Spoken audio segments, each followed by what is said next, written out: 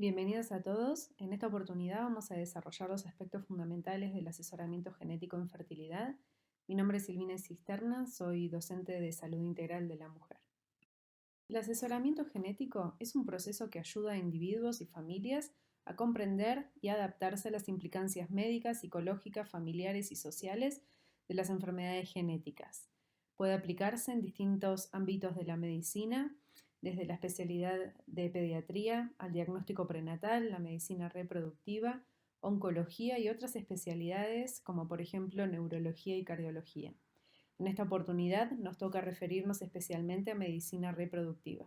En fertilidad, los objetivos del asesoramiento genético tienen que ver con intentar determinar la causa de una alteración de la fertilidad, con establecer el riesgo de defectos congénitos en la futura descendencia y con evaluar estrategias de reducción de riesgo de estos defectos congénitos y de tratamientos más adecuados. Recordemos que los defectos congénitos son aquellas afecciones de la salud que están presentes en los niños al nacer, que afectan alrededor del 3% de los recién nacidos y que tienen distintas causas. La mitad de las veces podemos identificarlas y dentro de las causas identificables podemos ver que alrededor de un 20 a 25% son defectos multifactoriales, en alrededor del 8 al 12% ocurren por una exposición prenatal, como vimos en el núcleo de preconcepcional, por ejemplo a medicaciones teratogénicas, tóxicos o infecciones congénitas, y por último, en alrededor del 25% tienen un origen genético, y en este lugar podemos dividirlos dentro de las que son de causa cromosómica, que representan entre el 10 al 15%, y de causa monogénica, que representan del 2 al 10%. Como vimos en el gráfico anterior, las causas multifactoriales son las más frecuentes y estas se producen por la combinación de factores genéticos múltiples, es decir, múltiples genes, que interaccionan junto con el medio ambiente, generando la enfermedad. Ejemplos de estas enfermedades son las cardiopatías congénitas o los defectos del tubo neural. En relación a las causas genéticas que, como vimos, representan alrededor del 25% de las causas de los defectos congénitos, podemos decir que son la primera causa de mortalidad infantil y que representan el 20% del total de la mortalidad en países desarrollados. Son causa frecuente de discapacidad permanente y no presentan al momento tratamiento curativo definitivo. Hay que tener en cuenta que dado que muchas de estas enfermedades podrían ser prevenidas, es importante comunicar que existen riesgos poblacionales, como así también estudios genéticos capaces de disminuir dichos riesgos en las consultas preconcepcionales. Por lo cual, en la consulta preconcepcional deberíamos indagar sobre antecedentes relacionados con enfermedades genéticas, consanguinidad o relaciones de parentesco, malformaciones, hijos previos fallecidos, pérdidas de embarazo, tanto en la pareja consultante o en el individuo que consulta como en sus familiares por rama materna o por rama paterna, debido a que estos antecedentes podrían aumentar el riesgo de defectos congénitos en la futura descendencia. Estos son algunos de los factores de riesgo que debemos tener en cuenta e intentar identificar en toda consulta preconcepcional que motivan la derivación a una consulta de asesoramiento genético. Las enfermedades genéticas pueden tener diversas causas, entre ellas se mencionan el origen cromosómico, ya sea numérico o estructural, el origen genómico, ya sea numérico y estructural submicroscópico.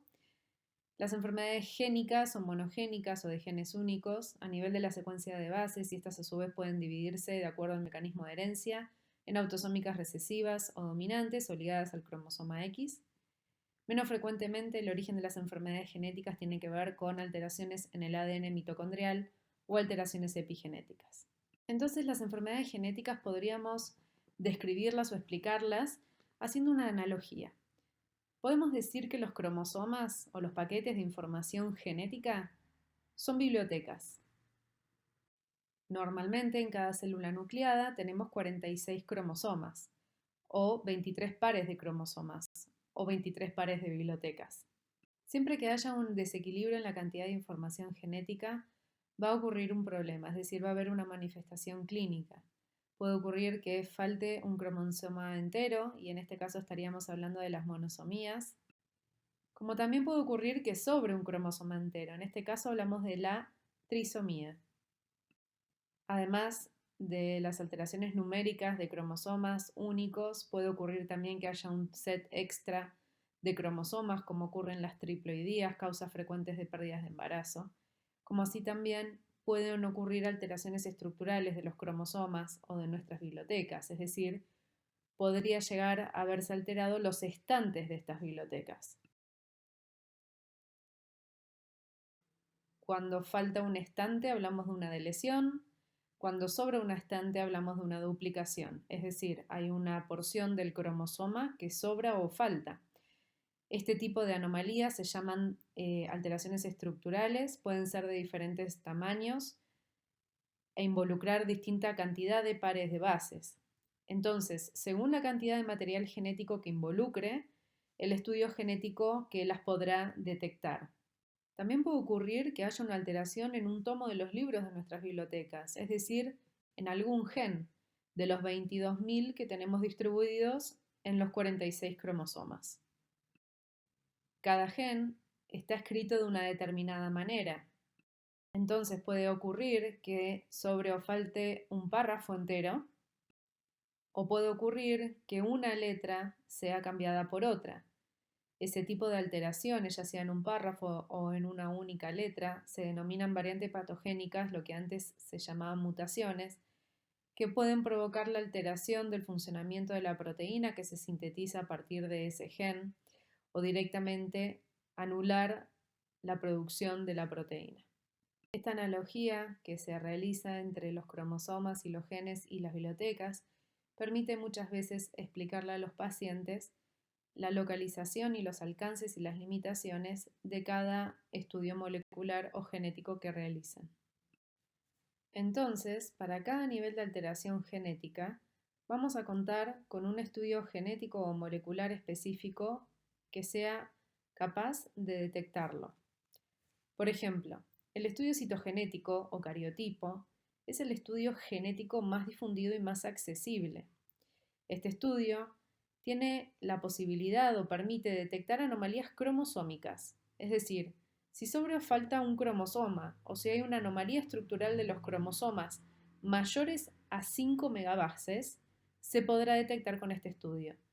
Es decir, la resolución del cariotipo es de 5 a 10 megabases. Cualquier anomalía que sea menor a este punto de corte no podrá ser detectable por el cariotipo.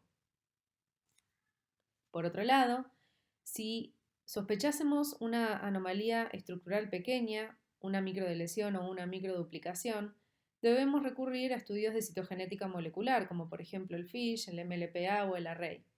Estos estudios tienen un nivel de resolución de 150 kilobases, es decir, que permiten detectar anomalías estructurales mayores a ese punto de corte. Si son menores, no las detectará. Para las menores, y acá estamos a nivel génico o genómico, es decir, para anomalías en los pares de bases, debemos utilizar estudios moleculares generalmente por secuenciación. En estos casos sí podemos detectar anomalías en las pares de bases mucho más pequeñas que las que se detectan por estudios de citogenética molecular o por estudios citogenéticos convencionales. En el estudio citogenético entonces podemos detectar anomalías de cromosomas numéricas, anomalías de cromosomas estructurales balanceadas o desbalanceadas, y con esto me refiero a si hay o no pérdida o ganancia de material genético, es decir, un desequilibrio en la cantidad de información genética. Y por último, anomalías de cromosomas que pueden involucrar algunas células y otras no, es decir, los mosaicismos. En particular, en la consulta de asesoramiento genético en fertilidad, lo que buscamos son anomalías estructurales balanceadas, ya sean translocaciones recíprocas o robertsonianas o inversiones, anomalías de los cromosomas sexuales y mosaicismos de anomalías de cromosomas, como por ejemplo en los casos en que consultan por esterilidad primaria o secundaria, por aborto recurrente o amenorrea primaria o secundaria. Este es un ejemplo de un estudio citogenético o cariotipo con bandeo G normal. Se ven 46 cromosomas o 23 pares. XX es el complemento sexual, es decir, femenino. Cada cromosoma se identificó a partir del bandeo G, que permite visualizar estas bandas que se van teniendo en distintos tonos, que además permiten determinar si la estructura de los cromosomas es la adecuada. Este es un ejemplo de una anomalía estructural balanceada, es una traslocación entre los cromosomas 14 y 21, una de las más frecuentes.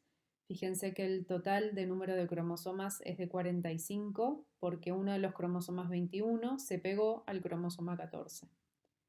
Este tipo de anomalías es relativamente frecuente de encontrar en personas con esterilidad o abortos recurrentes o con antecedentes personales o familiares de niños con síndrome de Down, debido a que si bien los portadores de estas anomalías balanceadas son sanos, justamente porque son balanceadas, al momento de buscar un embarazo puede ocurrir que sus gametas sean desbalanceadas, es decir, tengan un cromosoma de más o de menos, ya sea del 14 o del 21. Otro tema a discutir en la consulta de asesoramiento genético preconcepcional es la relación que tiene la edad materna con el riesgo de presentar descendencia afectada por anomalías de cromosomas, principalmente numéricas, las aneuploidías. Sabemos que la edad materna es el principal factor de riesgo para aneuploidías embrionarias, principalmente las trisomías 21, 18, 13, 16 o 22, algunas de las cuales son causas frecuentes de pérdidas de embarazos precoces en primer trimestre. Sabemos que a medida que avanza la edad materna, este riesgo va en ascenso, como se muestra en este gráfico. Este es un cariotipo que muestra una trisomía 21. Fíjense que hay un cromosoma libre del par 21.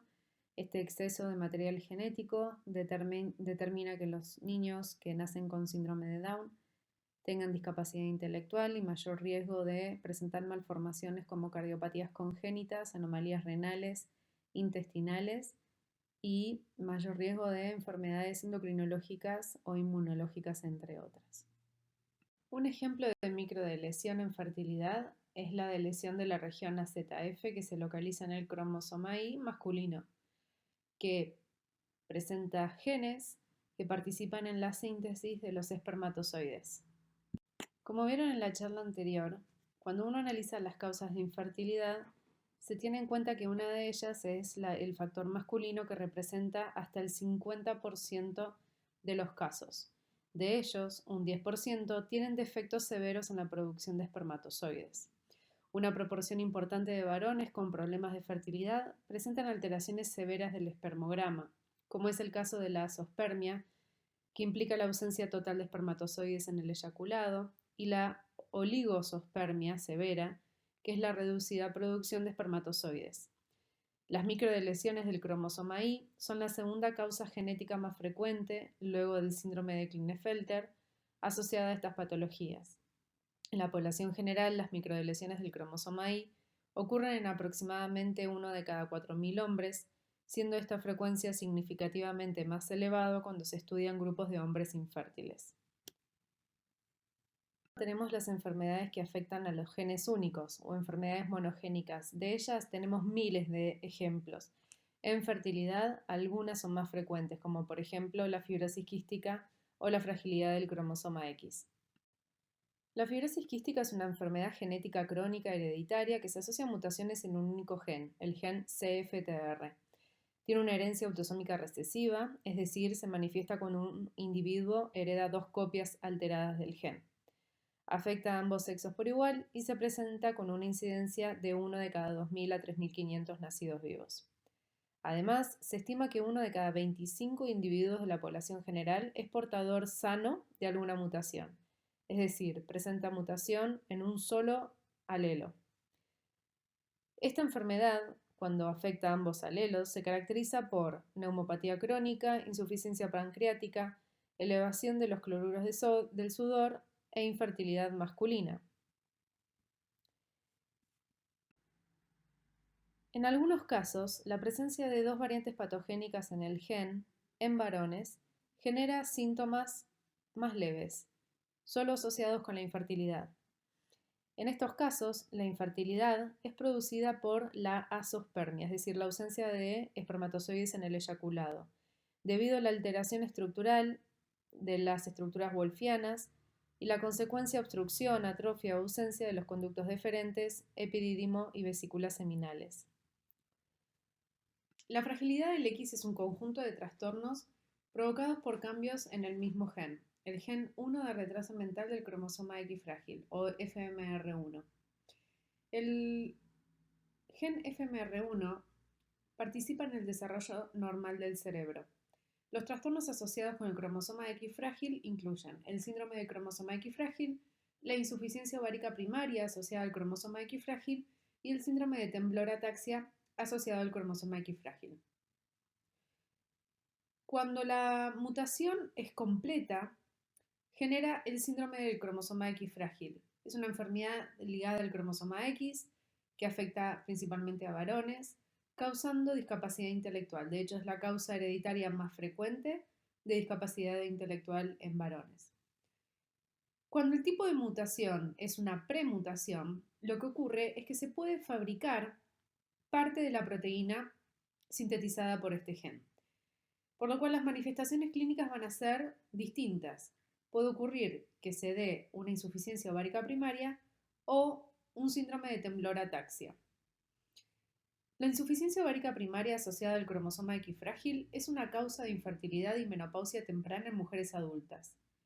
Las mujeres que tienen insuficiencia ovárica primaria dejan de tener ciclos menstruales y tienen síntomas de menopausia antes de los 40 años.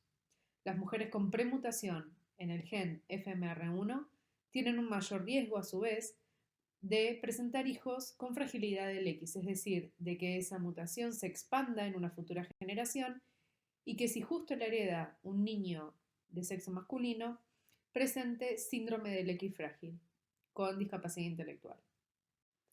Las patologías genéticas que se mencionaron previamente son algunas de las más frecuentes que encontramos en la consulta de fertilidad. Otras enfermedades genéticas o monogénicas podemos sospechar a través del análisis del árbol genealógico o del pedigree, que es un análisis que se realiza de forma rutinaria en todas las consultas de asesoramiento genético preconcepcional. En este ejemplo, podemos ver que en varias generaciones hay miembros de la familia, tanto femeninos como masculinos, afectados por una misma enfermedad, representados por los círculos y los cuadrados celestes. Este es un árbol genealógico clásico de herencia que muestra una herencia autosómica dominante. Y un ejemplo de una enfermedad dominante es la neurofibromatosis. En este otro pedigree podemos ver que se encuentra representado a un individuo afectado el teñido todo en celeste. Los que están teñidos mitad celeste, mitad blanco son individuos portadores. ¿Portadores de qué? De variantes patogénicas en un gen que tiene herencia autosómica recesiva. Fíjense que para que se den estas enfermedades, justo tiene que ocurrir que una pareja, un hombre y una mujer, se unan para tener hijos y que justo los dos sean portadores de una mutación en el mismo gen. Este tipo de parejas que se encuentran en riesgo de tener hijos afectados por enfermedades autosómicas recesivas se dan en alrededor del 2 al 5% de la población general, es decir, es infrecuente. A su vez, estas parejas, para que presenten un hijo afectado por una enfermedad autosómica recesiva, deben ambos pasarle el gen mutado, y esto ocurre en un 25% de los casos en cada embarazo. Ejemplos de estas patologías, además de la ya mencionada fibrosis quística, se encuentran la atrofia muscular espinal, la talasemia y la hiperplasia suprarrenal congénita. Este último árbol genealógico ejemplifica una enfermedad de herencia ligada al cromosoma X.